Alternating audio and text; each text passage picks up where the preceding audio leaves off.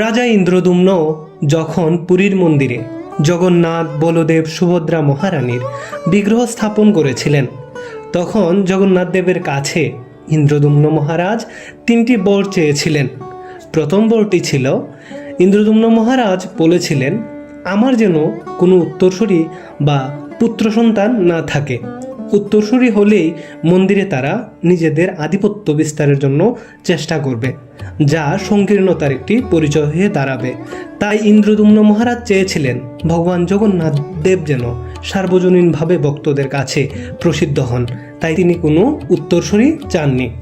দ্বিতীয় বর চেয়েছিলেন ভগবান জগন্নাথ দেব যেন সর্বসময় ভুখ খেয়ে থাকেন, আর জগৎ মাঝে অনবরত ভক্তদের কাছে গিয়ে ভগবান জগন্নাথ দেবের প্রসাদ গিয়ে পৌঁছে যায়, ভক্তরা যেন সেই স্বীকৃতিটুকু পেতে পারে। নম্বর বরটি ছিল, রাজা ইন্দ্রদ্যুম্ন চেয়েছিলেন ভগবান জগন্নাথ দেব যেন সব সময় ভক্তদের মাঝে দর্শন দেন, তার কৃপা দৃষ্টি যেন ভক্তদের ওপর থেকে অগোচর না হয়। তাই রাতে শুধুমাত্র পুরীধামে এখনও 3 ঘন্টার জন্য পুরীর দ্বার রুদ্ধ করা হয়। তখনও জগন্নাথ দেব কোনো এক কাজে ব্যস্ত থাকেন।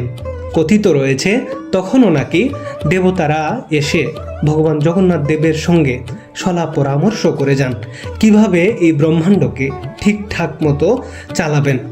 আর তাছাড়া ভগবান জগন্নাথ দেবকে পৃথিবীর সবাই দেখতে পান কোনো না কোনোভাবে, ছবিতে হোক, মোবাইল ফোনে হোক। এমন কোনো ব্যক্তি নেই জগতে একবার না একবার পুরীর জগন্নাথ দেবের সেই সদনখানা দেখেননি। ইন্দ্রদ্যুম্ন শুধু একজন রাজাই নন, তিনি ছিলেন এক আদর্শবান ভগবান জগন্নাথ দেবের ভক্ত। তিনি চেয়েছিলেন কিভাবে সারা জগতের জীব ভগবান জগন্নাথ দেবের কৃপা আশিস পেয়ে পুষ্ট হয়। হরে কৃষ্ণ।